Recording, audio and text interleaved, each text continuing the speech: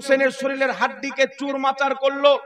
হযরতে যায়েনব ইমামে হুসেনের দেহের পাশে দাঁড়িয়ে মদিনার দিকে চেহারা করে বলেছিলেন, ইয়া রাসূলুল্লাহ, আমাদের সাহায্য করেন, ইয়া মুহাম্মদ আমাদের হেল্প করেন। দেখেন আপনার হুসেন খুনে রক্তে লতপত করতে আছেন। নবী পাকের ঘরানার জান্নাতি সদস্য কারবালার প্রান্তর থেকে মুস্তাফার কাছে সাহায্য চাই। তোমরা দ্বীন কার কাছে নিয়েছো? সাহাবী মুস্তাফার কাছে সাহায্য চাই, আহলে বাইত সাহায্য চাই। তাহলে বুঝা গেল সাহাবীর দ্বীন, আহলে বাইতের ইসলাম কওরির কাছে যদি থাকে, ইয়া রাসূলুল্লাহ বলনেওয়ালা সুন্নি মুসলমানের কাছে আছে। বলুন সুবহানাল্লাহ। মুস্তাফা বারবার গিয়ে কমিয়ে তোমাদের দিকে দেখে মাত্র 5 ওয়াক্তের নামাজ নিয়ে এসেছি। তোমরা যে রমজান মাসে রোজা রেখে নিজের গুনাহগুলিকে মুছে দাও, আমি মুস্তাফা সেই রোজা তোমাদেরকে দিয়েছি। আল্লাহ আমাকে দিয়েছে, আমি তোমাদেরকে দিয়েছি। নামাজ হোক, রোজা হোক, হজ হোক, যাকাত হোক, প্রত্যেকটা জিনিস আল্লাহ পাক আমি মুস্তাফার মাধ্যমে তোমাদেরকে দিয়েছে। এমন কি যে সবচাইতে মূল্যবান সম্পদ আল্লাহ তাবারাক ওয়া তাআলা তাওহীদ যে আমাকে দিয়েছেন, আল্লাহ এক, এই বার্তা পৃথিবীকে আল্লাহ দিয়েছেন। তো আল্লাহ ডাইরেক্ট বলেননি যে আমি এক, আল্লাহ বলছেন কুল হুয়াল্লাহু আহাদ। নবী তুমি বলো আল্লাহ এক। বলুন সুবহানাল্লাহ। তো নামাজ পেয়েছি, রোজা পেয়েছি, হজ পেয়েছি, যাকাত পেয়েছি, জীবন পেয়েছি। এমন কি যে আমার আল্লাহ বলেন, ইমাম ইবনে আসাকির রাহমাতুল্লাহ আলাইহি নিজের তারিখের মধ্যে মারফু সনদে হাদিস উল্লেখ করেছেন। রাসূল পাক বলছেন, জাআনি জিবরিল আলাইহিস সালাম, জিবরিল আমিন আমার নিকটে আসলো। আসার পরে বলছেন, ইয়া রাসূলুল্লাহ, আল্লাহ পাক বলেছেন লাউলাকা লামা খালাকতু দুনিয়া, যে যদি আল্লাহ আপনাকে সৃষ্টি না করত, দুনিয়াকে সৃষ্টি করত না। ইমাম মুল্লা আলী কারি রাহমাতুল্লাহ আলাইহি নিজের কিতাব শারহুস শিফার মধ্যে লিখছেন, নবীকে সৃষ্টি না করলে কুল কায়নাতে কিছু সৃষ্টি করা হতো না। এটা হচ্ছে সহিহ আকীদা। ইমাম আজলুনী রাহমাতুল্লাহ আলাইহি কাশফুল খাফার মধ্যে লিখছেন, নবীকে সৃষ্টি না করলে কিছুই সৃষ্টি করা হতো না। এটা হচ্ছে বিশুদ্ধ কথা, সহিহ কথা। তাহলে বুঝা গেল আমরা জমিন পেয়েছি নবীর কারণে পেয়েছি, নামাজ পেয়েছি নবীর কারণে পেয়েছি, জীবন পেয়েছি নবীর কারণে পেয়েছি। কুল কায়নাতের চাইতে সবচাইতে বড় সম্পদ এক আল্লাহর ঠিকানা পেয়েছি, মুহাম্মদুর রাসূলুল্লাহর দরবার থেকে পেয়েছি। তো আল্লাহ তাবারাক ওয়া তাআলা যা দিয়েছেন আমাদেরকে নবীর মাধ্যমে দিয়েছেন, রাসূলের মাধ্যমে দিয়েছেন। যদি আল্লাহ তাবারাক ওয়া তাআলা নবীকে মাধ্যম না বানিয়ে ডাইরেক্ট দেওয়ার ইচ্ছা থাকতো, মহান রব্বুল আলামিন কমবেশ 1,24,000 পয়গম্বর আলাইহিমুস সালাতু ওয়াস সালাম গণকে এই পৃথিবীতে পাঠাতেন না। আল্লাহ তাবারাক ওয়া তাআলা সমস্ত জিনিস নবীর মাধ্যমে দিয়েছেন। তাহলে বুঝা কি গেল, সারা পৃথিবী, পিতা মাতা, ছেলে মেয়ে, আত্মীয় স্বজন, জমিন আসমান, এমনকি যে হাসরের ময়দানে আমরা যদি জান্নাত পাই, সেটাও মুস্তাফার শাফাতে পাবো। বলেন সুবহানাল্লাহ। নবী পাক সাল্লাল্লাহু আলাইহি সাল্লাম এত কিছু দিয়েছেন। আল্লাহর তাওহীদ, নিজের রিসালত, আদমের পরিচয় নবী করিয়েছেন, ইব্রাহিমের পরিচয় নবী করিয়েছেন, প্রত্যেক নবীর পরিচয় আল্লাহর নবী আমাদেরকে করিয়েছেন, প্রত্যেক আসমানি কিতাবের পরিচয় আল্লাহর নবী করিয়েছেন। তো যেই সমস্ত জিনিস আমরা নবীর মাধ্যমে পেয়েছি, আল্লাহ বলছেন নবী তুমি বলো এই সবের বদলা আমি চাই না। একটু জোরে হবে না সুবহানাল্লাহ। আহলে বাইতের গুরুত্ব বুঝতে হবে। কোন ব্যক্তি যদি সারা জীবন নামাজ পড়ে, রাসূল করিম সাল্লাল্লাহু আলাইহি ওয়াসাল্লাম বলেন, যদি কোনো ব্যক্তি নামাজি হয়, রোজাদার হয়, হাজী হয়, গাজী হয়, যদি ওই ব্যক্তি হজের অবস্থায়, ইহরামের অবস্থায় কাবা ঘর এবং মাকামে ইব্রাহিমের মাঝামাঝিতে সেজদারত অবস্থায়, রোজার অবস্থায়, প্লাস নামাজের অবস্থায়, নামাজের সবচাইতে গুরুত্বপূর্ণ আরকান সেজদার অবস্থায় যদি মারা যায়, অন্তরে যদি আমার আহলে বাইতের বুগজ থাকে, রাসূল পাক বলছেন ও মুমিন হয়ে নয়, বেঈমান এবং কাফির হয়ে মরে। জোরে বলেন সুবহানাল্লাহ। তো আহলে বাইতের গুরুত্ব, আমার নবী যা বলেছেন সেটা পরে আল্লাহ কোরআনে বলছেন, মাহবুব বলো লা আসআলুকুম আলাইহি আজরান, এর বদলা কিছুই চাই না। কিন্তু নবী তুমি বলো আমি আমার আহলে বাইতের মহব্বত চাই। জোরে বলেন সুবহানাল্লাহ। তোমাদেরকে ইসলাম দেওয়ার জন্য পবিত্র কাবা ঘরে আমি মুস্তাফা সাজদারত অবস্থায় ছিলাম। কাফির মুশরিকরা আমার উপরে উটের উঝড়ি চাপিয়েছে, ভুটি চাপিয়েছে, আমি মুস্তাফা কষ্ট পেয়েছি। সেই কষ্টের বদলা তোমাদের কাছে চাই না। তয়েফের মাটিতে ইসলাম প্রচার করার জন্য গিয়েছিলাম। তয়েফবাসীরা আমাকে পাথর ছুঁড়িয়ে মেরেছিল, আমার শরীর রক্তে রক্তিত হয়েছে। আমি এই কষ্টের বদলা তোমাদের কাছে কিছুই চাই না। আমি মুস্তাফা না খেয়ে পেটে পাথর বেঁধেছি, এই কষ্টের বদলা কিছুই চাই না। যুদ্ধের ময়দানে আমার দান্দানে মুবারককে শহীদ করা হয়েছে, এই কষ্টের বদলা কিছুই চাই না। নবী পাক সাল্লাল্লাহু আলাইহি ওয়াসাল্লাম জঙ্গে বদর, জঙ্গে খান্দাক, জঙ্গে আহদ যত রকমের যুদ্ধ করেছেন, নবী পাক এই কিছু জিনিসের বদলা আমাদের কাছে চান না। আল্লাহ বলছেন নবী বলো আমি যত কষ্ট করেছি তোমাদেরকে ইসলাম দেওয়ার জন্য, কোরআন দেওয়ার জন্য, এক আল্লাহর পরিচয় দেওয়ার জন্য, আমি মুস্তাফা বদলা চাই না। ইল্লাল মাওয়াদ্দাতা ফিল কুরবা, আমি আমার আহলে বাইতের মহব্বতটা চাই। জোরে বলেন সুবহানাল্লাহ।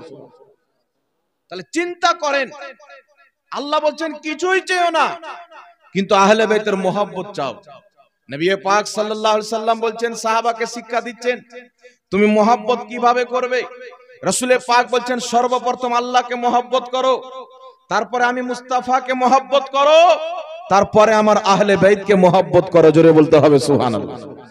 শুধু তাই নয়, রাসূল পাক বলছেন ইয়া রাব্বাল আলামিন, হাসান ও হুসেন এরা হচ্ছে আমার নওয়াসা, আমি হাসান হুসেনকে ভালোবাসি, আল্লাহ তুমিও ভালোবাসো। যারা কিয়ামত পর্যন্ত ইমামে হাসান ও হুসেনকে আমার আহলে বাইতকে মহব্বত করবে, আল্লাহ তুমি তাদেরকেও মহব্বত করো। জোরে বলতে হবে সুবহানাল্লাহ। আহলে বাইতের গুরুত্ব, আহলে বাইতের ফজিলত কত আল্লাহ তাবারাক ওয়া তাআলা কিছু চাইতে বলছেন না। এত বড় বড় জিনিস নবী পাক আমাদেরকে দিয়েছেন। আদম নবী এসে বলছেন আল্লাহ এক, ইব্রাহিম নবী এসে বলছেন আল্লাহ এক, মুসা ও ইউসুফ এসে বলছেন আল্লাহ এক, প্রত্যেক আম্বিয়ায়ে কিরাম আলাইহিমুস সালাম এসে বলছেন আল্লাহ এক। সবাই শুনে বলছেন, আল্লাহর আওয়াজ শুনে, আল্লাহর কিতাব পড়ে, কিন্তু মুস্তাফা ডাইরেক্ট আল্লাহকে দেখে এসে বলছেন আল্লাহ এক। বলেন সুবহানাল্লাহ।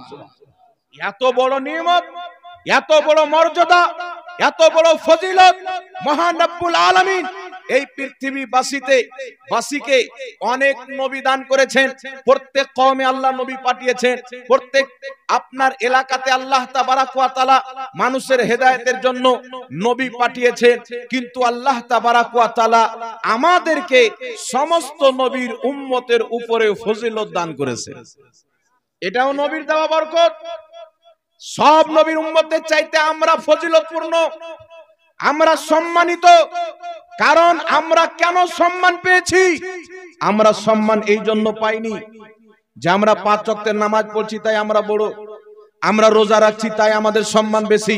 রোজা তো পূর্বের নবীগণের উম্মত রাখতেন। ব্রাদার ইসলাম, আমাদেরকে আল্লাহ সম্মানিত করেছেন। আদম নবীর উম্মতের চাইতে বেশি মর্যাদা আমাদেরকে দান করেছেন। ইব্রাহিম আলাইহিস সালামের উম্মত চাইতে বেশি মর্যাদা আমাদেরকে দান করেছেন। প্রত্যেক নবীর উম্মতের চাইতে বেশি ফজিলত আল্লাহ আমাদেরকে দান করেছেন। আল্লাহ এটা দান করেছেন মুহাম্মদ রাসূলুল্লাহর উম্মত হওয়ার কারণে দান করেছেন। বলেন সুবহানাল্লাহ। আমার নবীর উম্মত হওয়ার কারণে দান করেছেন।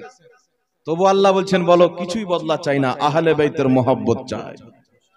তাহলে বুঝা কি গেল যে আহলে বাইতের মহব্বত আল্লাহ নবীকে চাইতে বলছেন। এর মানে আল্লাহও চাচ্ছেন যে তোমরা আহলে বাইতকে মহব্বত করো, আমার নবীর খানদানকে মহব্বত করো, আমার নবীর আওলাদকে মহব্বত করো। আল্লাহ বলছেন পৃথিবীর মানুষ তোমাদেরকে মহব্বত করতে বলেছি, কিন্তু তোমাদের পূর্বে আমি আল্লাহ আহলে বাইতকে মহব্বত করে নবীর মেয়ে ফাতেমাকে জান্নাতি মহিলাদের সরদারনি বানিয়েছি। নবীর পুত্র, নবীর নওয়াসা ইমামে হাসান ও হুসাইনকে জান্নাতি যুবকদের সরদার বানিয়েছি। বল সুবহানাল্লাহ। তো আহলে বাইতকে তো স্বয়ং আল্লাহ মহব্বত করেন। আহলে বাইতকে আল্লাহ সম্মান দিয়ে মহব্বত করে জান্নাতের লিডারশিপ দান করে দিয়েছেন, জান্নাতের সাদারাত দান করে দিয়েছেন। তাহলে চিন্তা করতে হবে আহলে বাইতের মহব্বত বাবা ঈমানের অংশ। এখন কেউ বলতে পারে আল্লাহকে এক মানি, নবীকে নবী মানি, নামাজ পড়ি তো যথেষ্ট আছে। কিন্তু বিরাদর ইসলাম, একজন ব্যক্তির বেঈমান হওয়ার জন্য সমস্ত জিনিসকে অস্বীকার করা লাগে না। জরুরিয়াতের দিনের মধ্যে থেকে কোনো একটাকে অস্বীকার করলে বেঈমান হয়ে যায়। যেমন কোন ব্যক্তি যদি বলে আল্লাহকে মানি, রাসূলকে মানি, নামাজ পড়ি, রোজা রাখি, সব বিশ্বাস করি, কিন্তু কিয়ামত হবে বিশ্বাস করি না, মুসলমান না কাফির? তো একটাই তো অস্বীকার করলো। ইবলিসও তো একটাই অস্বীকার করেছিল। আমাদের পড়োশিতে কিছু মুসলমান দেখতে পাওয়া যায়, নামাজ পড়তে পড়তে কপালে এত বড় ঘাটটা ফেলে দেয়, মনে হবে ট্রাক্টরের টায়ার লাগিয়ে নিয়েছে কপালে। নামাজটা আমরাও বাচপান থেকে পড়ি আলহামদুলিল্লাহ, নাবালিগ অবস্থায় মাদ্রাসায় ভর্তি হয়েছি তখন থেকে নামাজ পড়ি, না আমাদের কপালে ঘাটটা পড়লো। কারণ সেজদাতে যখন যাবেন এই নাক আর এই পেশানি ঠাকাইতে হবে, নাকি বলেন? কিন্তু ওরা মাথা ঠাকাবে তো ঘাটটা পড়বে না, যেটা ঠেকার ওটা তো ঠাকাইতে হবে। তো পলিসিতে নামাজ বলেন পড়বো, রোজা বলেন রাখবো, সব করব, কিন্তু মুহররমুল হারামের পুরো মহিনা চলে যায়, ইমামে হুসেনের আহলে বাইতের স্মরণে একটা কোনো জালসা হয় না, একটা কোনো বক্তব্য নাই। নবীর ফ্যামিলির ভালোবাসা মহব্বতের উপরে তাদের কোনো বক্তব্য নাই। কি সুন্নিরা ইমামে হুসেনের মহব্বতে জালসা করলে বিদাত, খিচড়ি করলে নাজায়েজ, নাকি বলেন? ইমামে হুসেনের মহব্বতে কোনো ভালো কাজ করলে নাজায়েজ। এরা নাজায়েজ করার জন্য জন্ম নিয়েছে, আহলে বাইতকে স্মরণ করার জন্য নয়। আর এটা সবাই বুঝে গেছে যে তারা ইয়াজিদের গুণগান তো করে, কিন্তু হুসেনের গুণগান করে না। ইয়াজিদের গুণগান করে, ইয়াজিদ নির্দোষ ছিল, আমিরুল মুমিনিন ছিল, ইয়াজিদ মুসলমানদের আমিন ছিল, নাউজুবিল্লাহ আমির ছিল, মুসলমানদের লিডার ছিল। ইয়াজিদের গুণগান করলে এটা ঈমান ওদের নিকটে, আর আমরা ইমামে হুসেনের গুণগান করলে বিদাত। তাহলে বুঝা কি গেল? বিদাতকে তারা ঈমান মনে করে, ঈমানকে তারা বিদাত মনে করে। তো তোমাদের বিদাতি ইমাম তোমরা নিয়ে থাকো, আমরা হুসেইনি ঈমান নিয়ে বাঁচতে চাই। জোরে বল সুবহানাল্লাহ। ইমামে হুসেন রাদিয়াল্লাহু তাআলা আনহু, ইমামে হাসান রাদিয়াল্লাহু তাআলা আনহু, ইমামে আলী মাকাম রাদিয়াল্লাহু তাআলা আনহুর সন্তান, ইনাদেরকে মোহাব্বত করতে আল্লাহ কেন বললেন? নবীকে চাইতে কেন বললেন? বহুত কিছু চাবার ছিল, কিছুই যখন আল্লাহ চাইতে নিষেধ করলেন, মেহবুব কিছুই চেয়েও না, কিন্তু তোমার আহলে বাইতের মোহাব্বত চাও।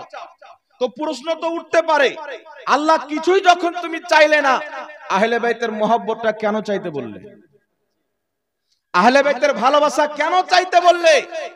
তো আল্লাহ তাবারাক ওয়া তাআলার এই আয়াতের মধ্যে হিকমত আছে বাবা, যে আহলে বাইতের মোহাব্বত এই জন্য চেয়েছেন, আমার আপনার নবী ক্লিয়ার করে দিয়েছেন।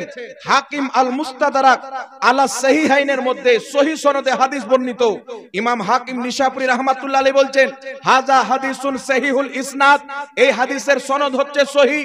আমার আপনার নবী বলছেন, সাহাবী আমি তো ইন্তিকাল করে যাব, আমি তো পর্দা করে যাব, ইন্নী তারিকুন ফিকুমুস সাকলাইন, কিন্তু আমি তোমাদেরকে দুটি ভারী জিনিস দিয়ে যাচ্ছি, একটি হচ্ছে কিতাবুল্লাহ, আল্লাহর কিতাব, দ্বিতীয়টি হচ্ছে ওয়া ইতরাতি আহলে বাইতি, আমার আহলে বাইত। জোরে বলেন সুবহানাল্লাহ।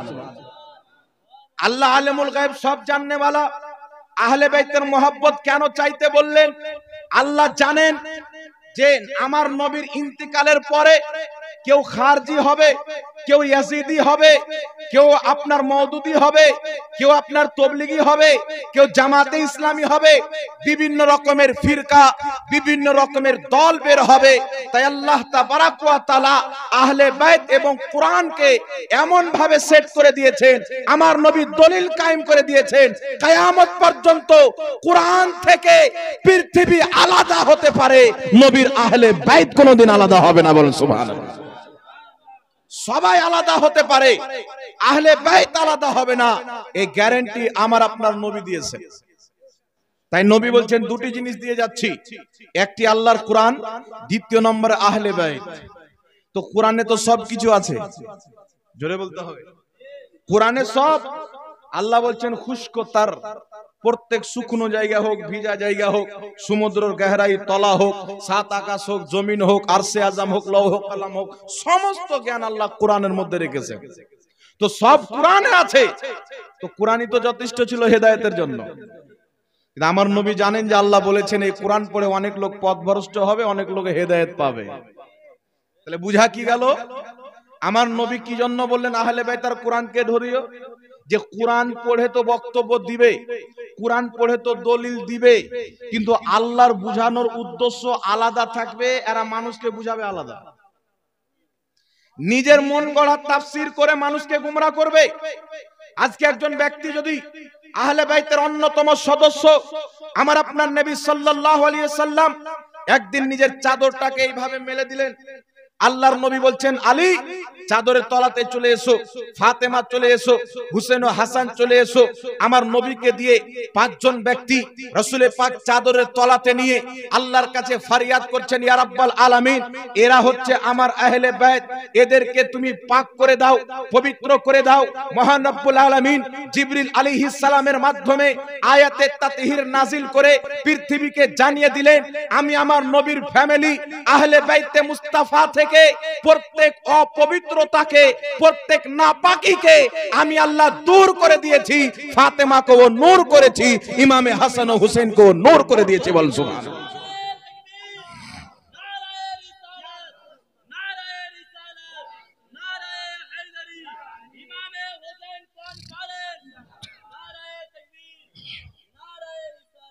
প্রত্যেক অপবিত্রতাকে আহলে বাইত থেকে আমি দূর করে দিয়েছি। তো হযরতে আলী রাদিয়াল্লাহু তাআলা আনহু নবীর চাদরের তলায় আল্লাহ তিনাকে পাক করে দিয়েছেন। এখন কেউ যদি দাঁড়িয়ে বলে ইয়া আলী আল মাদাদ, ফাতওয়া শিরকের। দলিল কি বাবা? বলো ইয়াকা না'বুদু ওয়া ইয়াকা নাস্তাঈন, আল্লাহ তোমার ইবাদত করি আর তোমার কাছেই সাহায্য চাই। তো আল্লাহর কাছেই সাহায্য চাইতে হবে, দুনিয়ার নবীর কাছে চাইলেও শিরক। আচ্ছা বলেন তো শিরক সাহাবা বেশি বুঝে না গাঁজাখোর বেশি বুঝে? শিরক নবীর আহলে বাইত বেশি বুঝে না এরা বেশি বুঝে? সাহাবা কি বলে? ইমাম বুখারীর লেখা কিতাব আল আদাবুল মুফরাদের মধ্যে হাদিস, ইমাম ইবনু সুন্নি রাহমাতুল্লাহ আলাইহি নিজের কিতাব আমালুল ইয়াউমি ওয়াল লাইল কিতাবের মধ্যে হাদিসটি উল্লেখ করেছেন। তাবরানী শরীফের মধ্যে হাদিসটি উল্লেখ। হযরতে আব্দুল্লাহ ইবনে উমর, হযরতে উমরের ছেলে আব্দুল্লাহর পাও ডান সাইড প্যারালাইসিস হয়ে গেল, কাজ করা বন্ধ করে দিল। বড় বড় হাকিম তাবিবকে দেখানো হলো, ঠিক হচ্ছে না। শেষ পর্যায়ে একজন বিখ্যাত তাবি গিয়ে বলছেন, হুজুর উযকুর আহাব্বান নাসি ইলাইকা, আপনি যাকে নিজের জান চাইতেও বেশি ভালোবাসেন, সব চাইতে বেশি ভালোবাসেন, তাকে স্মরণ করেন, হয়তো আপনার পাও ঠিক হয়ে যাবে। তো হযরতে আব্দুল্লাহ ইবনে উমর বলছেন, না এটা তো তুমি শিরক করতে বলছো। আরে মুসিবতে পড়েছো তো আল্লাহকে স্মরণ করো। উনি এই কথা বলছেন না। হযরতে আব্দুল্লাহ ইবনে উমর ফওরান তাড়াতাড়ি করে বলছেন, ইয়া মুহাম্মাদা, হে মুহাম্মদ হেল্প করো, সাহায্য করো। আল্লাহ তাবারাক ওয়া তাআলা যেমনই ইয়া মুহাম্মদ বলে সাড়া দিয়েছেন, সঙ্গে সঙ্গে তিনার পাওকে আল্লাহ শিফা দিয়ে ঠিক করে দিয়েছেন। বল সুবহানাল্লাহ। সঙ্গে সঙ্গে আল্লাহ শিফা দান করেছেন। তো হযরতে আব্দুল্লাহ ইবনে উমর কেন নবীকে স্মরণ করলেন? নবীর ইন্তিকালের অনেক বছরের পর ঘটনা ঘটছেন। নবী শুয়ে আছেন মদিনা গুম্বাদে খাজরার তলায়, আর ইবনে উমর আছেন কুফার মাটিতে। আর হযরতে মুজাহিদ সহ চারজন তাবেঈ এই হাদিসটিকে বর্ণনা করেছেন। আর হাদিসের সনদ একবারে সহিহ, কেউ জয়ীফ বলতে পারবে না। কেউ জয়ীফ বলার চেষ্টা করে, এই হাদিসের একজন রাবীকে মুদাল্লিস বলতে চায়, কিন্তু ইবনে ইসহাকে। কিন্তু বিরাদর ইসলাম, এই হাদিস একেবারে টনটনে সহিহ। কেউ যদি জয়ীফ প্রমাণ করে তবু হাদিসটি হাসান প্রমাণ হবে। কারণ মুহাদ্দিসিনে কেরামের নীতিমালা হচ্ছে, ইমাম মুল্লা আলী কারি লিখতেছেন, ইমাম ইবনে হাজার আসকালানি লিখতেছেন, ইমাম কামাল উদ্দিন লিখতেছেন, ইমাম যাহাবী লিখতেছেন, সমস্ত মুহাদ্দিসিনের বক্তব্য হচ্ছে হাদিস যদি জয়ীফ হয়, একাধিক সনদে বর্ণিত হয়, হাদিস আর জয়ীফ থাকে না, উন্নতি হয়ে হাসান হয়ে যায়। জোরে বলেন সুবহানাল্লাহ। আপনাকে উদাহরণ দিই, একটা আপনি পাটকাঠি দাল করলেন, পাটকাঠি একটা আপনারা কি বলেন? পাটখুড়ি। পাটখুড়ি দাঁড় করলেন, মুর্শিদাবাদে পাটকাঠি বলে তো ওটাই শিখে নিয়েছি। একটা পাটখুড়ি দাঁড় করলেন বা একটা বাঁশ, ওই বাঁশের পাশে আরেকটা বাঁশ দাঁড় করিয়ে দিলেন, মজবুত হলো কি হলো না? আরেকটা বাঁশ লাগিয়ে দিলেন, মজবুত হলো কি হলো না? আরেকটা বাঁশ লাগিয়ে দিলেন, মজবুত হলো কি হলো না? তো ওইরকম একটা হাদিস জয়ীফ বর্ণনা করেছেন একজন সাহাবী বা একজন তাবি, আর একজন সাহাবী বর্ণনা করেছেন, অন্য সাহাবীও একটাই হাদিস বর্ণনা করেছেন, দুইজন জমা হলো। আর একজন সাহাবী বর্ণনা করেছেন, তিনজন জমা হলো। আর একজন সাহাবী বা তাবি বর্ণনা করেছেন, চারজন। চারজন একই হাদিসকে বর্ণনা করলে হাদিস যদি জয়ীফ হয়, চারজন বর্ণনা করার কারণে হাসান হয়ে যায়। আর 10 লক্ষ হাদিসের হাফিজ ইমামে আহমদ রাহমাতুল্লাহ আলাইহি বলছেন, হাসান হাদিস ইসলামের দলিল। জোরে বলেন সুবহানাল্লাহ।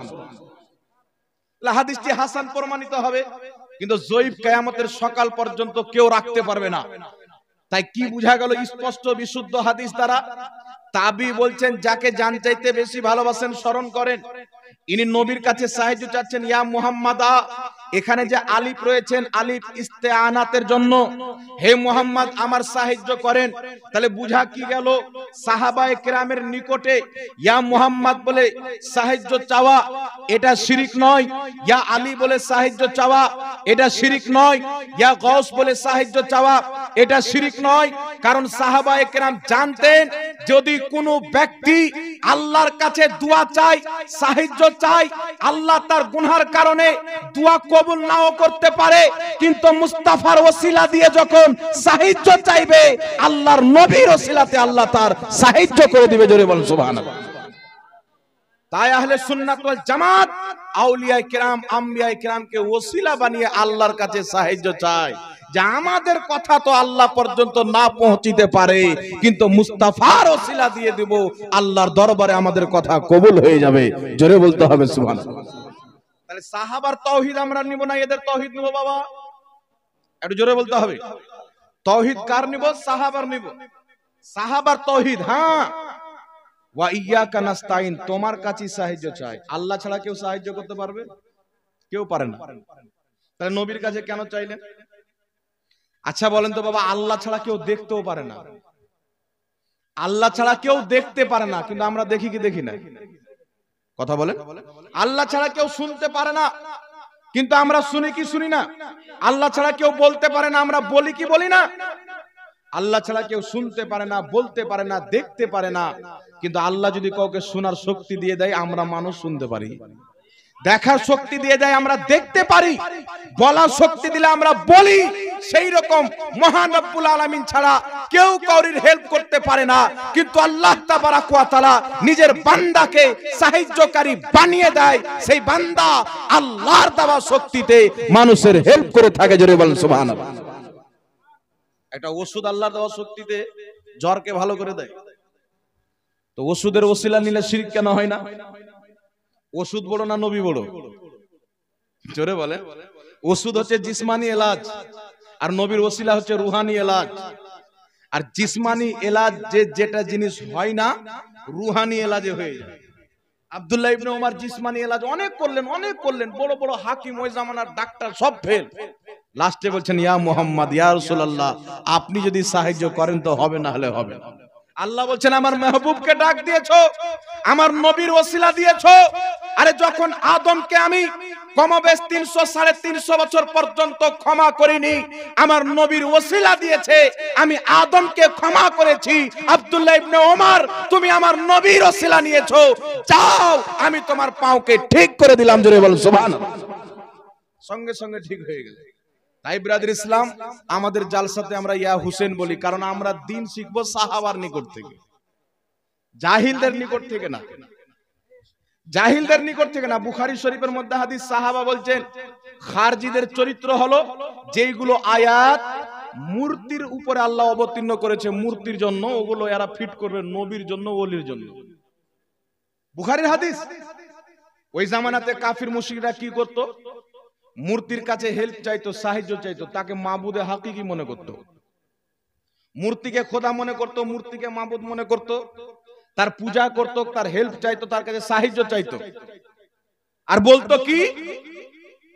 তাদের পূজা করতো। আল্লাহ আয়াত অবতীর্ণ করলেন, যাদের তোমরা পূজা করো, যাদেরকে ডাক দাও, তারা তো তোমার কথা শুনতে পারে না, না শুনতে পারে না কিয়ামত পর্যন্ত জবাব দিতে পারে, কিন্তু মুস্তাফা শুনতেও পারে, মুস্তাফা জবাবও দিতে পারে।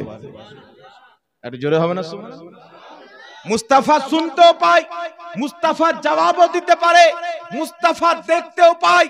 আহলে সুন্নাত ওয়াল জামাতের আকীদা, নবী আছেন মদিনাতে, পৃথিবী আছে নবীর হাতের থাবাতে। জোরে বলেন সুবহানাল্লাহ। নবী থাকেন মদিনাতে, নজর থাকে সাত আকাশে। নবী থাকেন মদিনাতে, নজর থাকেন সাত তবক জমিনে। তাই বুখারীর হাদিস, নবী পাক বলছেন ইন্নী ওয়াল্লাহি লা আনজুরু ইলা হাউজিল আন, আমি মুস্তাফা জমিনে দাঁড়িয়ে সাত আকাশের উপরে জান্নাতের হাউজে কাউসারকে দেখতে পারি। যেই নবী মুস্তাফা জমিনে থেকে সাত আকাশের উপরে জান্নাতে হাউজে কাউসারকে দেখতে পায়, সেই নবী মুস্তাফা মদিনাতে শুয়ে সারা পৃথিবীর উম্মতের ব্যথা বেদনা দেখতে পারে। জোরে বলেন সুবহানাল্লাহ।